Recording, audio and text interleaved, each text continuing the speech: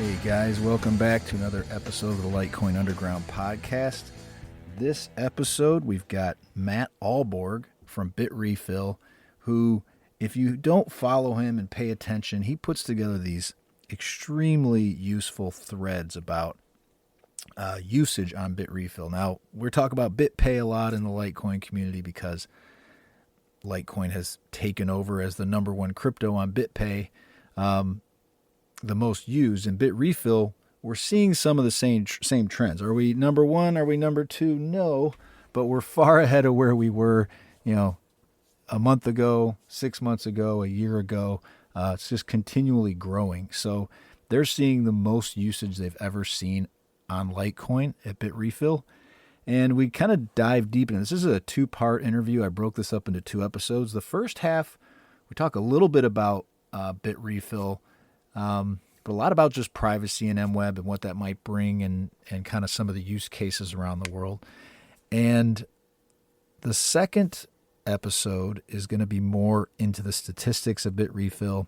And then we talk a little bit about his pay per queue, which is like an AI. You can use your Litecoin to go basically use premium AI, image generation, that type of stuff. So overall, really cool interview. Matt and I have been chatting for a long time, and I'm always pushing them to try to get new things in Bitrefill.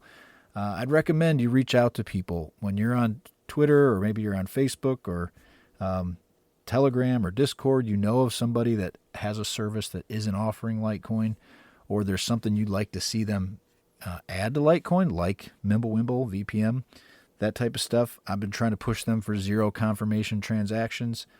It never hurts to ask. I know you don't want to pester people, but I think it's a good thing to just make it known that, hey, there's people out there who would like to see this as a part of your offering. But don't do it if you don't intend to use this service. I think it'd be bad to say, hey, add Litecoin, and then nobody uses it. You know what I mean? So, as always, I got to talk about Cake Wallet. Cake Wallet's really coming to the forefront right now.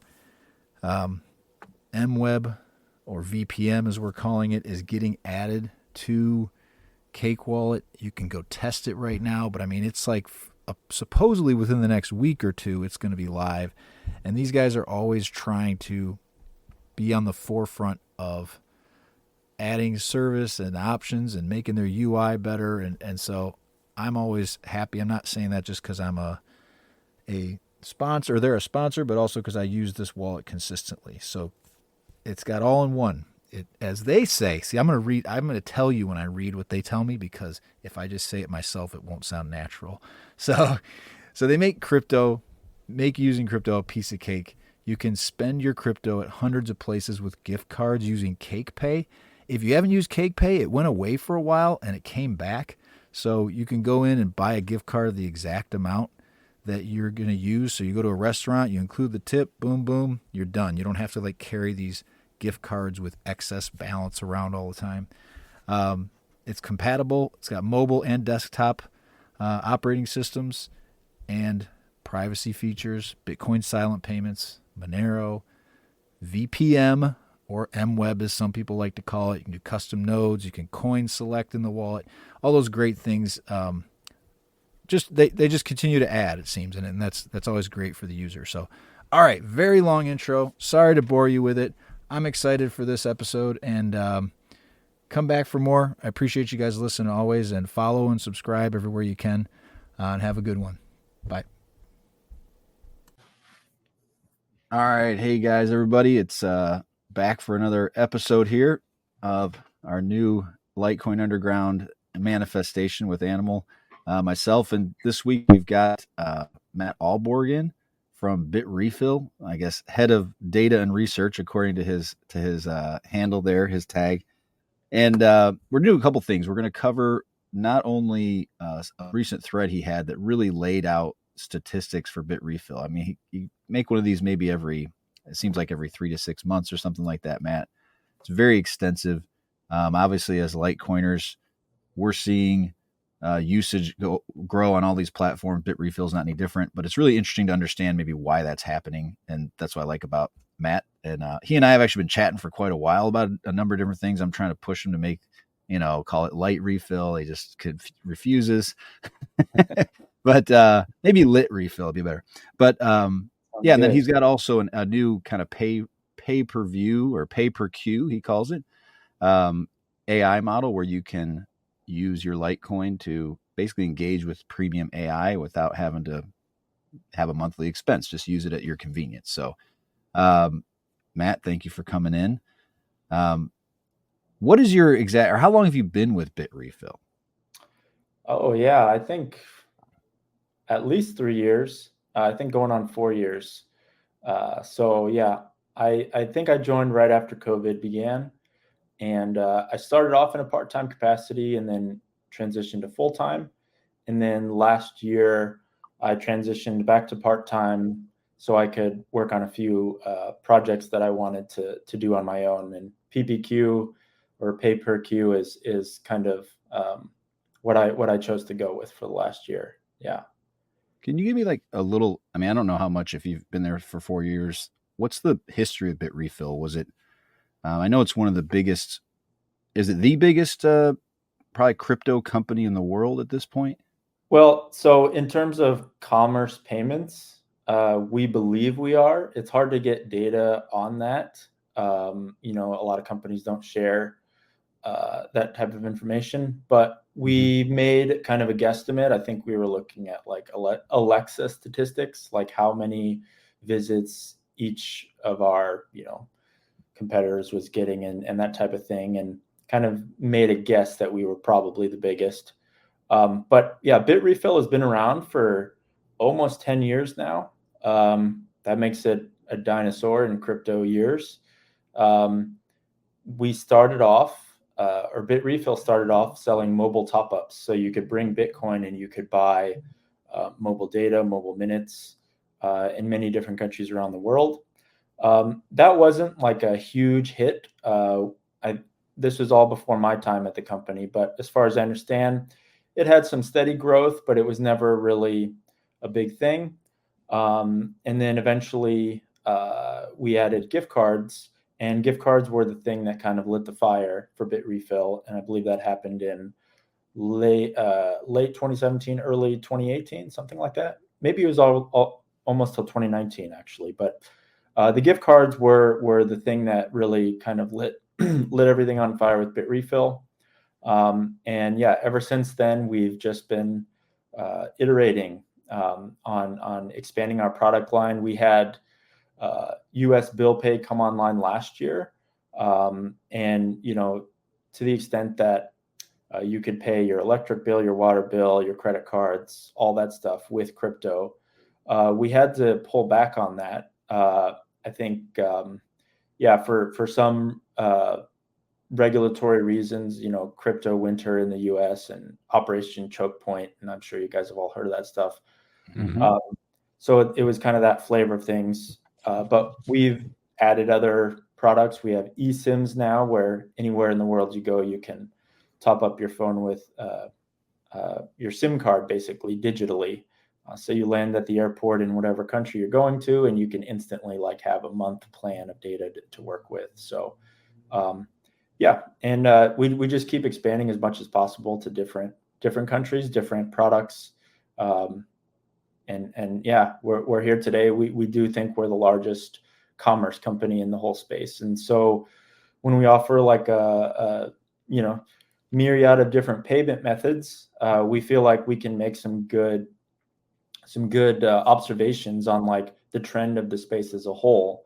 For Mm-hmm. every new coin there's so much hype around each coin, and it's very hard to tell like what is hype and what is real. Solana is like, if you ask Solana people, Solana is like going to eclipse Ethereum very shortly, but um, you know, uh, you can pump a lot of those numbers if you're on those projects. So yeah. Yeah. I mean, I think it's one of those things where there may be these digital native assets that live in the digital world, but for some reason they don't translate to the physical world. I think we were talking about that on our spaces on Wednesday. You weren't in there, but one of the things that when Satoshi called it Bitcoin, like I think he very much was trying to tie this to the real world. because he could have called it anything he wanted, you know.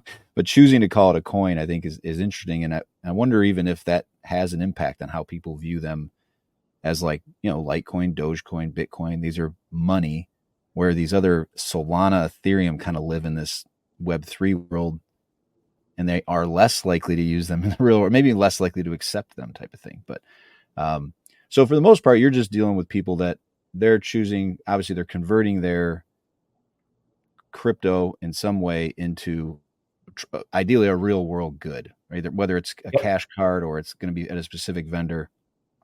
Do your merchants, I mean, merchants themselves, do you guys engage with merchants in any way that you facilitate them receiving payments, or is that not part of your game? Uh, I think in a very small scale we do. For the most part, though, we deal with these middlemen that aggregate a bunch of different merchants all at once. So we might have uh, a Best Like a Buy payment? card, Yeah. and we're not buying them from Best Buy directly. We're buying them from some sort of middleman supplier who works with Best Buy, that type of thing.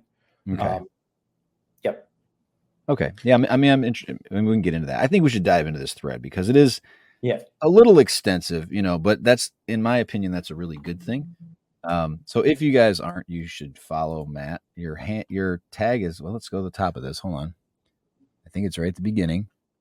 It's got your picture up there, which you look different. You shaved, I think. Oh, maybe not. Maybe not.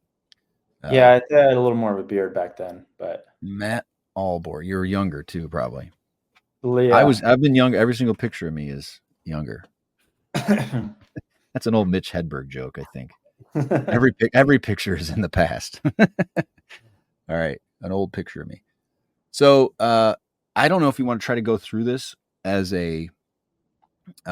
We'll try. I think it's doable. It might take a little time, but I do think, like you said before we were on camera here, that uh, each slide has its reason, right? Yep. And you obviously put some work into them. So this is just when we talk about volume, total volume by payment method. Let me try to describe your. Maybe you can get, what do the Yeah. slashes and dots mean here? Yeah. So each color is kind of a different payment method. Each texture, the slashes and dots, those represent different types of layer two assets. So I think that if you scroll down, it'll tell you, but they're various types of stable coins. Um, so Solid colors are crypto assets. So your solid beige, yeah, that's like solid. Ethereum or Bitcoin or Litecoin. And here's Uh, Ethereum. yeah, the dotted texture represents stablecoin tokens, and Okay. then the backslashes represent layer two crypto asset. So that would be like Lightning is like a layer two pure Bitcoin, right? Um, Okay. And this is yeah. Polygon stable. Yeah, so Polygon we kind of consider like it's technically a side chain of Ethereum, but um, uh, yeah, we consider it to be in the Ethereum ecosystem. Um, Okay. yeah, so I mean the big story here is the chart goes from 2020 all the way up until now. You can see that back in 2020, Bitcoin was the vast majority of our payment volume, and now it's like a much more multi-coin world. Um, uh, Bitcoin is still bringing in a significant amount of our volume, but it's actually been eclipsed by mostly the Ethereum ecosystem, and chiefly because of those stable coins that the Ethereum ecosystem offers. Mm-hmm. People like stable coins, they like paying with stable coins. Um, so yeah, that's kind of the biggest takeaway from this chart. It's a little Is tough to see, but I mean, like I'm looking at this. It's been pretty flat, if not down. And this is a percentage of total, or no, this is total payments. So this is there's some sort total. of Yeah. thousands over here or something that we don't, and Yeah, that's we're number of we payments. yeah, You, volume. So volume, it's total dollar dollars. volume. Okay. We don't Yep. reveal Okay. the y-axis. It's kind of one of the, every company has to make its decisions on how much they're willing to Yeah. release. But Everybody values privacy, Matt. We all know yeah, that.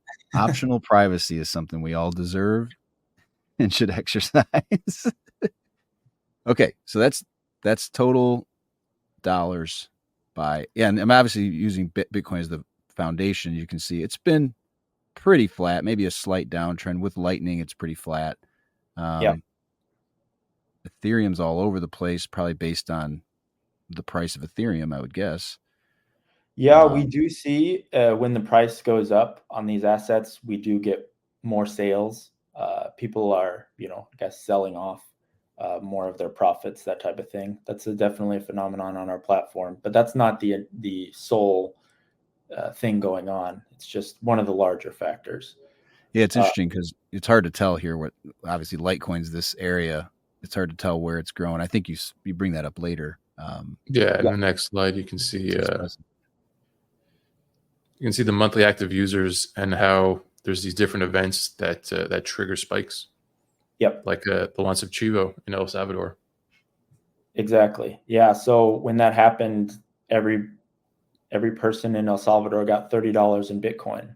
And so a lot of those users, we did a good job marketing there, and also the users are very clever. So they figure out like, what's the fastest way I can like spend this Bitcoin thing that this person just gave me. So yeah, you'll see different peaks and valleys and associated with different events over the years. Yeah. Interesting. Yeah, you mentioned like people getting out of their profits. One of the things I've found really kind of fascinating about Litecoin's growth across all these platforms is it's come at a time when there hasn't been any price appreciation. If anything, price has been compressing over the last 2 years, and yet we're kind of rolling over into this era of usage. I think we're getting a lot less speculation, and you're seeing it even in Bitcoin today, where the price just isn't quite taken off like everybody's hoping it would, and some of these alt cycles. It's just like the fun BS seems to be gone, but I mean that could come back. I don't know what we can always roll into another speculative mania. You know how this works. I think with mania, I think the world's population gets a little smarter each time, and so the mania is a little less pronounced each time.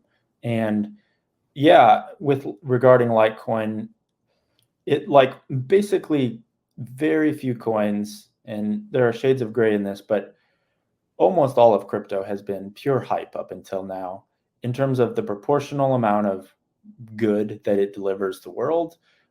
It's a lot of it is based on hopes and promises and hype. And so every cycle has been governed by that.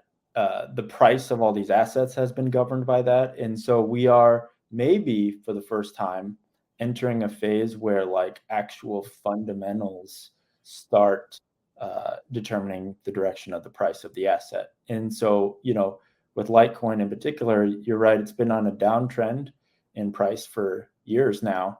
And this is something that's mystified me because I've been at Bitrefill watching Litecoin grow steadily over the years in terms of number of users. And I see all these other companies like BitPay showing the same thing.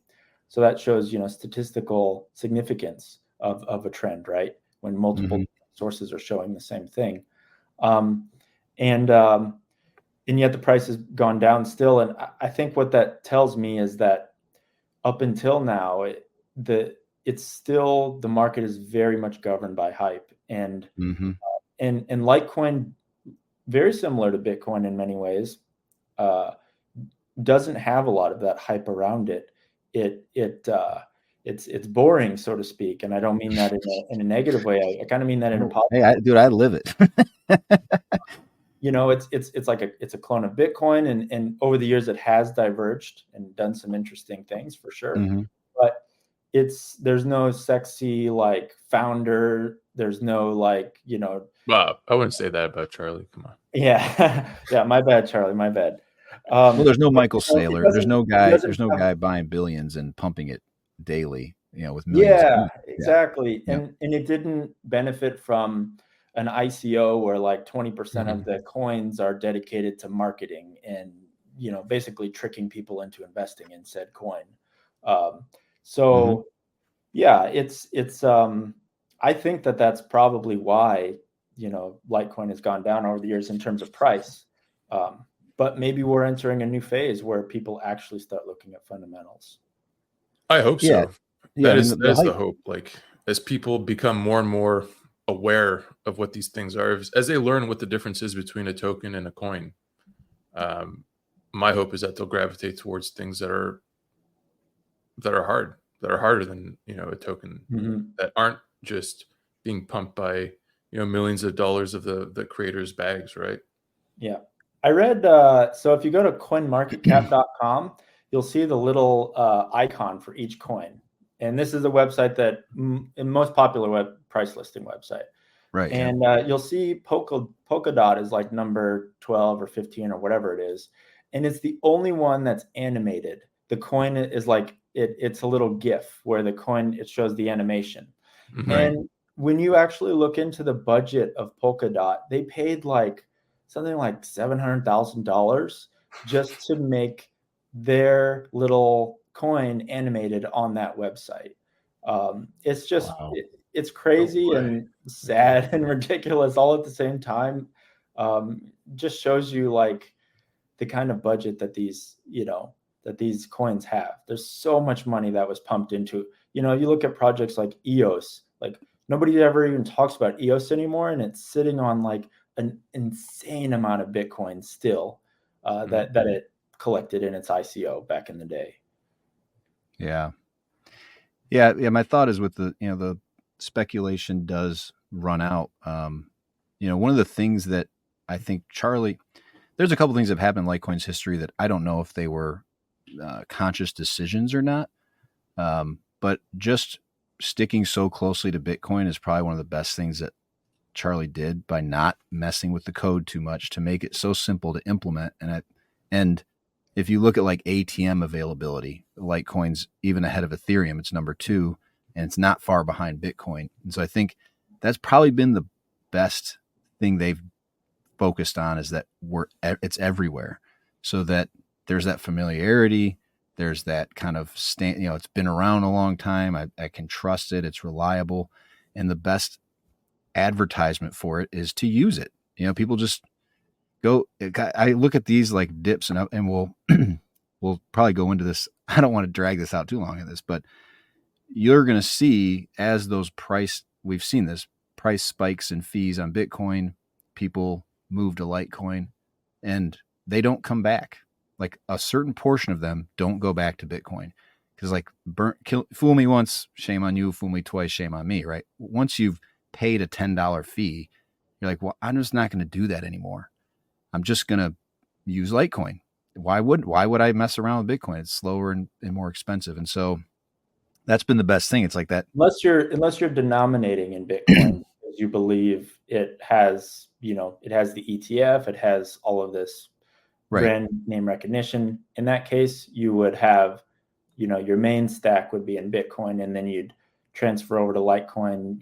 That would be like your checking account, which is kind of, to my understanding, the whole concept behind Litecoin. I kind of want you guys to tell me a little bit. Like, I'm traditionally a Bitcoiner, and I have been for since my inception. Like every altcoin kind of its community has its own, characteristics and personalities and stuff. And like for a long time, I saw Litecoiners as kind of like very similar to Bitcoin Cash people, but maybe I think there are maybe differences. Maybe the Bitcoin Cash people were a lot more into the big blocks than maybe Litecoin people were. Or like, can you tell me like what is the personality of Litecoiners, and like how did they develop? And yeah. Animal's been a Litecoiner longer than me. Why don't you go ahead? Yeah, well, I mean, I really turned into a Litecoin. Like I always liked Litecoin. I started mining Litecoin back in the day because my Butterfly Labs miner took so long to get delivered. Right, I waited like 2 years for that piece of crap. And in the meantime, I just bought myself some GPUs, and the only thing I could do with them was mine Litecoin. So that's what I did. But I really became focused or more dedicated to it after the hard fork, after Bitcoin Cash, just because I felt at that point that Bitcoin had lost some of its integrity. That that the community was fractured and consensus was broken. So, yeah.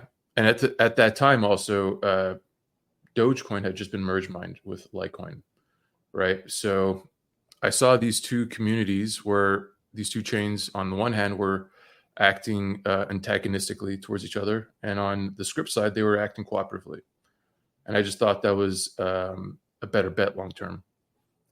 So yeah, beyond that, what I think what's setting Litecoiners apart from Bitcoiners these days, in some ways, sadly, is the concept of self-sovereignty, right? Being able to custody your own coins and not having to depend on a third party. I think most Bitcoiners, if they're using Lightning, are using it through a custodial service, because setting up your own node is not practical unless you're doing a ton of volume, unless you're doing a bunch of transactions. Hosting your Lightning node is expensive and prohibitive. Like a lot of channels require that you have some usage, right?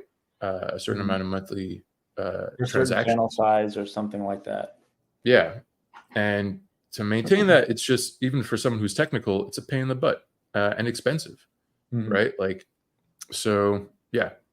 From a self-sovereignty perspective, from like an original, I want to say like from the perspective of Satoshi's original vision, right? Where like you want to do peer-to-peer transactions, Litecoin is better suited than Bitcoin is these days. And that's kind of, it's controversial. Maybe I don't think a lot of Bitcoiners will agree to that, but from my perspective, at least, that's what I see. Yeah. Well, as a Bitcoiner, the thing that pops into my head when you say those things is like Litecoin is the same as Bitcoin except 4 times bigger, right? So it's not solving a scaling problem. It's only like a temporary band-aid. Well, Right. and maybe the answer to your original question that also answers that is that, well, we have Mimblewimble, or what we're calling VPM, which is an extension block. So that scales even further. That actually trims the nodes long term. So like the activity on MWeb can be condensed. Sorry.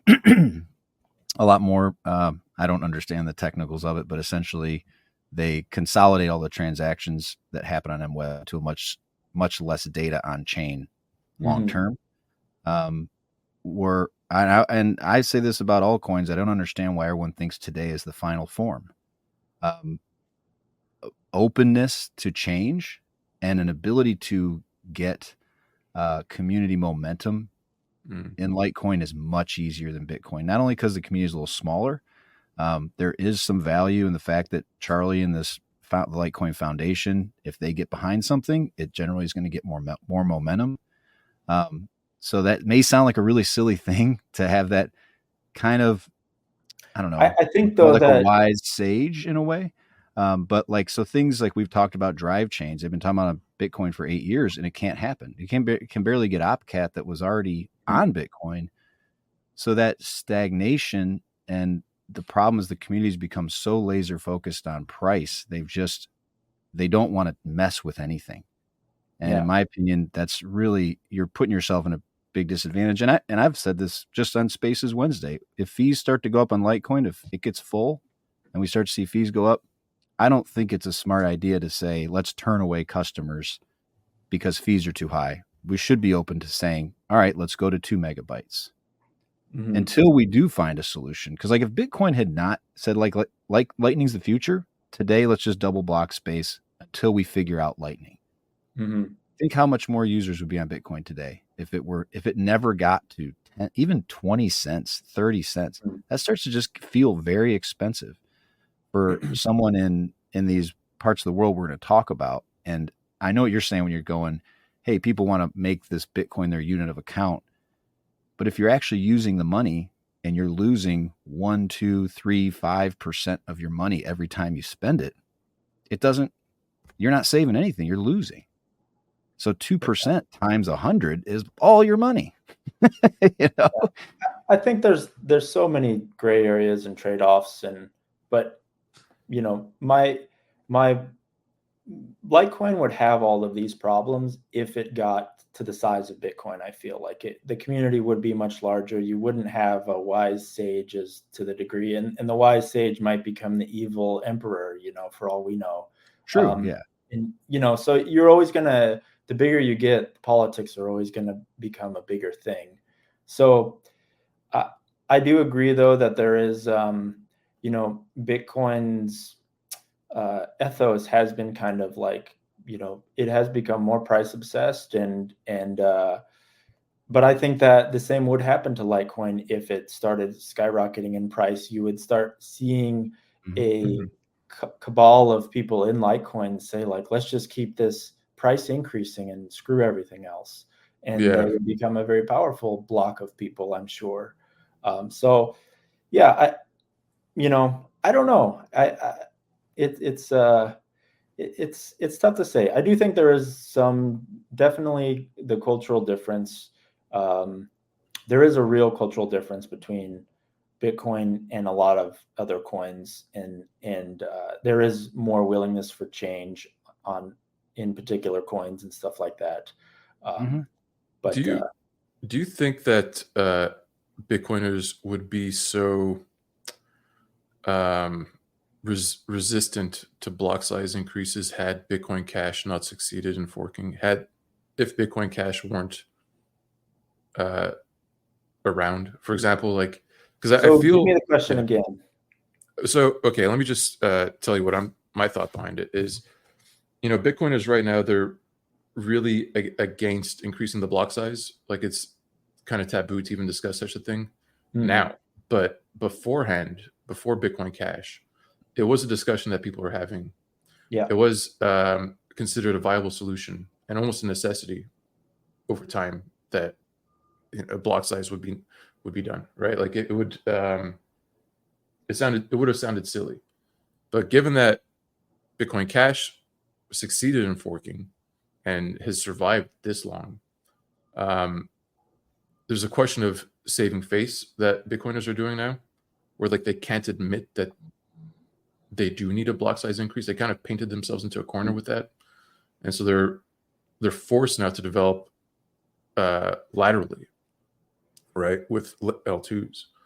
I think that, and I obviously can't speak for all Bitcoiners, but I do think you're starting to see the tide turn a little bit with a lot of the very hardcore Bitcoiners to accept that obviously Moore's law and all that stuff, our computation powers getting stronger, bandwidth increasing exponentially, memory increasing exponentially.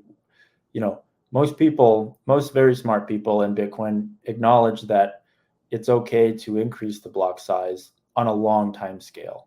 I would be in favor of maybe, 100 kilobytes a year or something like that, or just something that kind of conservatively increases it on a progressive basis. And I do think that the lightning, it has, most people agree that it's not going, I don't think it's a failure, but I think it's not going as well as a lot of people hoped it would. At least for me, I did live the dream of, I wanted everybody to have their Raspberry Pi Lightning node, and I wanted, or at least on their phone, to run a Lightning node. And we have made improvements on the Lightning side, but I mean, we still struggle with basic things like offline receive and liquidity management, and there are many problems that I think I would have expected them to be like a little bit more solved by now. But maybe I'm just too impatient. I don't know.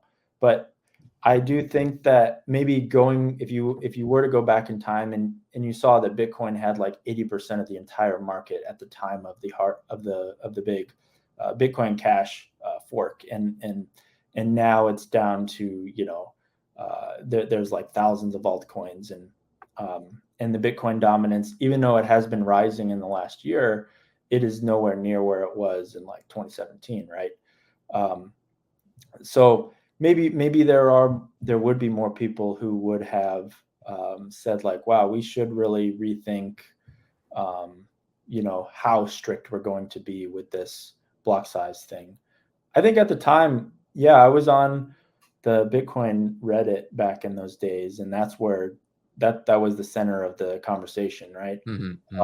And I was won over by small blockers, and I'm still a little bit leaning that way because I think the thing that Bitcoin has is very precious, and if you go too far in a new direction, then you can ruin it all. And so I saw the technologists in 2017; they were the small blockers, and the businessmen and the economists were kind of the big blockers. And so I just said, well, I defer with the technical guys a little bit more, but yeah, I do think maybe there was a little bit too much conservativeness, because I also think that there are so many way more centralized coins that seem to be getting away with it. I was very pessimistic about, like, I thought the governments would have cracked down on us a lot harder by now.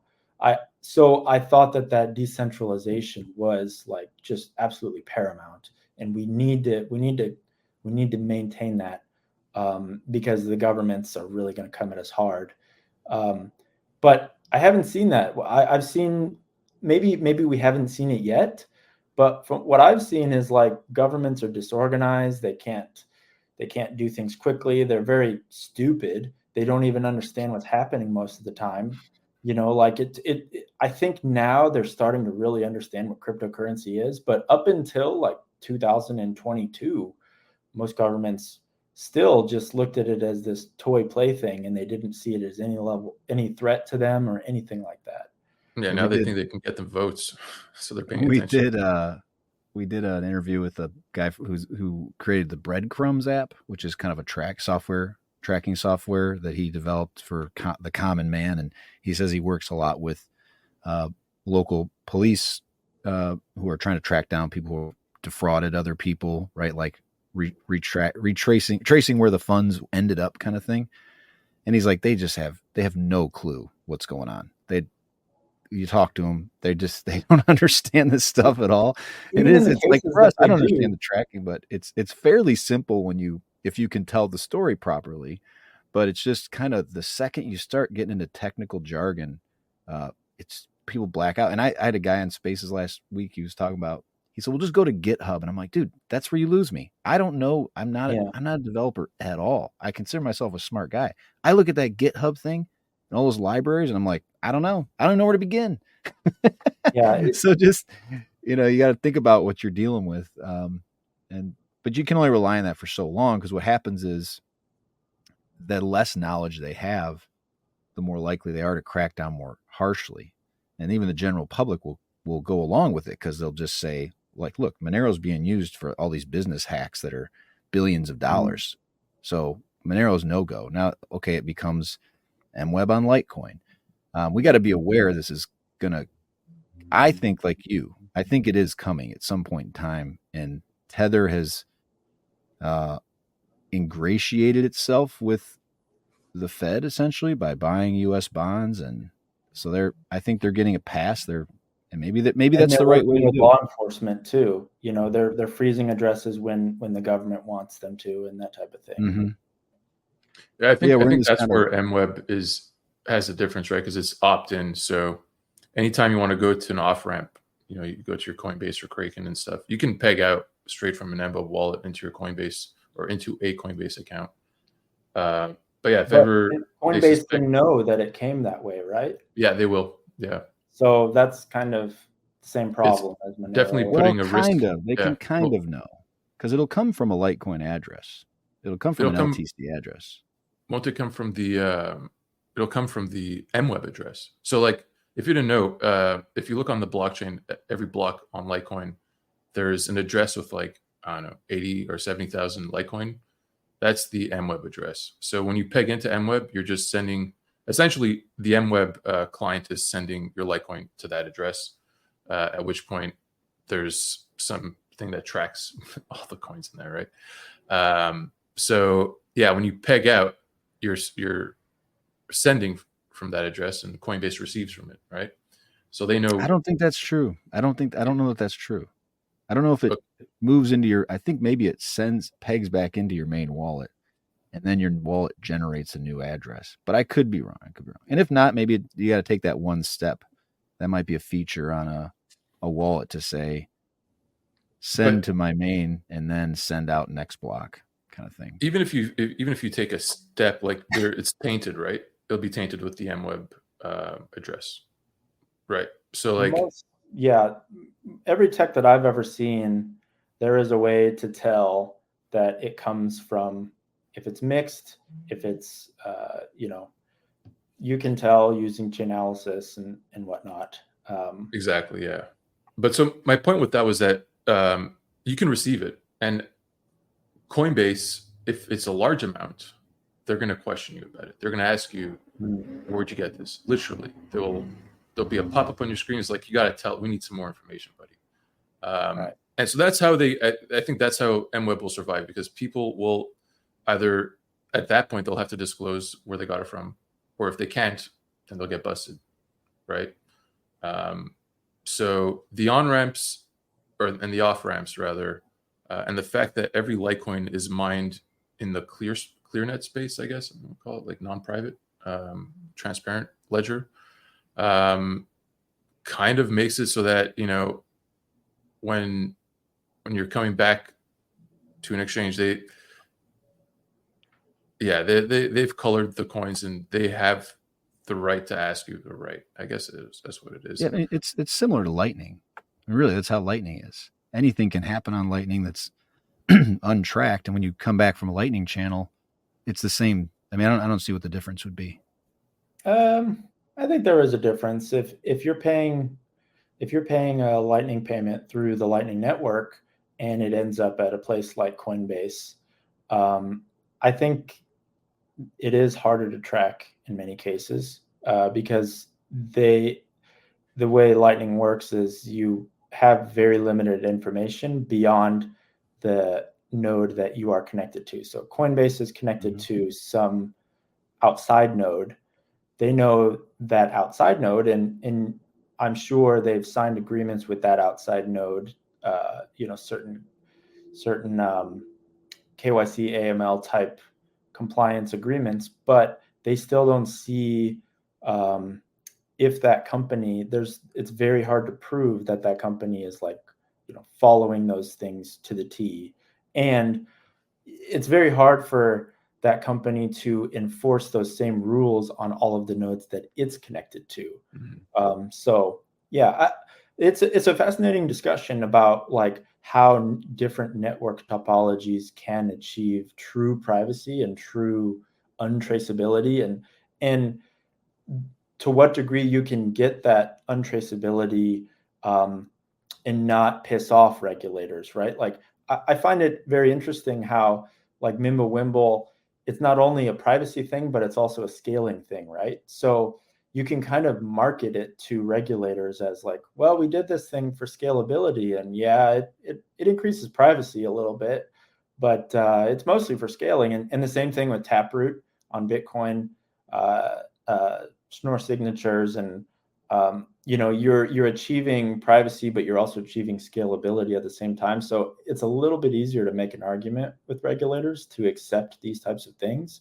And I think that's how the winning coins will do these moves towards privacy in a very progressive, slow way, that will be less jarring to if you just say, play ball with, please accept Monero deposits. It's easy for them to say no because it has, all of these bad connotations with it or whatever. But if you just increase the privacy of your coin slowly over the years, then maybe that's a better way to do it. Yeah, I think the opt-in feature is really, really good in terms of from a regulator's perspective, right? I mean, maybe, every time, but then it's easy for them to say well, why didn't you opt in for ClearNet when you wanted to pay us? It's easier for them to, that might be mandatory, right? For like a Coinbase, they probably won't. Yeah. You'll have to send it, right? Yeah. I don't ever expect them to take MWeb from well, a major maybe exchange. Yeah. I mean, because if you take it, they like, but yeah, I mean, kind of thing. the fact. So say someone has a bunch of Litecoin on MWeb, they get busted because they're doing nefarious stuff. All this MWeb Litecoin will then be transferred to, like, was it the U.S. So who is it? The U.S. Marshals or something? Are they the ones that make the big Bitcoin sales? Whatever. I don't know. So U.S. government, it might be alcohol, tobacco, firearms. I feel like it's yeah. So they would peg these things out upon the sale, right? They would peg them out into the clearnet upon the auctioning of these seized Litecoin. So like you're able to bring them back out and make them traceable again, and then I feel like that should be enough to satisfy regulators. I feel like, we have to make a best effort to claw back as much privacy as we can from them. I think we're entitled to it. It's our right. And whatever arguments they throw back in our faces about like terrorism or whatever else nonsense, I mean, we just got to. What's funny though is, like, I do find myself, I'm a law-abiding citizen for the most part. No, but at some point it does become this issue of, we should push for privacy, but I think all of us would agree we don't want people doing, some of the horrible things they'll talk about, right? We don't want trafficking people and trafficking drugs and these, murder for hire or something like that, or stealing from companies by blackmailing them. I don't think that's positive for society in general anyway. But then there's that other side where you say, well, can't the government make everybody a criminal at some point in time? Yes, that's true. So at some point there's this social layer of, at some point in time, we have to agree there's got to be some rules. There's got to be a way to enforce them. And we want to prevent bad actors, but then we also have to keep the government at bay, right? So it's like you almost need to push in both directions. Like, yeah, good money keeps people more honest. I think that's true. And probably more criminals that come out of the government than anything start stealing people's money. But go ahead, Matt. Sorry. I think libertarians would say that hardcore libertarians or anarchists or whatever would say that the greatest good does come from the least amount of laws. And like, even if you lived in a society where, the cost of these measures, of these KYC AML measures, it's far beyond the damage that they inflict. So, for example, if I'm a company, there are many companies that don't operate in entire countries because of the sanctions level threat. So if I'm a crypto company, I'm not going to operate at all in Venezuela, even though Venezuela is not. If you look in the sanctions list, the entire country is not sanctioned. It's like a select number of people in Venezuela. But most companies will never do business in Venezuela, because if they get caught accidentally aiding one person on that list, then it's over for their entire business and they're done. So they're choosing to cut off 30 million people from accessing their service, just so they don't have to deal with the risk of accidentally helping out one of the bad guys. That is when it gets so out of hand, and that's when it starts, impacting entire populations. Most of Africa, the rest of the world does a limited amount of business with, because the dollar value that most Africans could present to the business is not high enough to justify the risk of getting, funding terrorism or something. So those laws are wrong and very inhumane. It's like, I equate it to kind of carpet bombing in World War II, where you just dump a shit ton of bombs on a city and you're going to achieve your goal, but what is the collateral damage, right?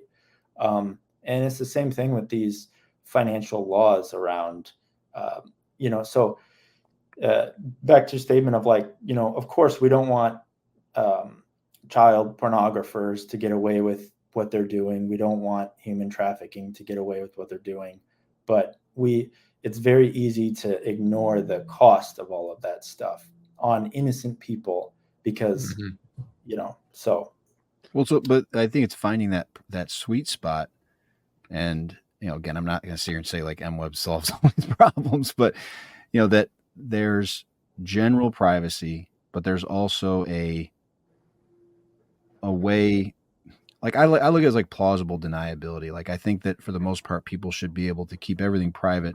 But yeah, if there's an investigation into something, but that's not how our current system works. Right? No, I get that. That's what I mean. Like there has to be this balance. At some point, we have to push the privacy, and I think just backing down constantly is what's easy to do.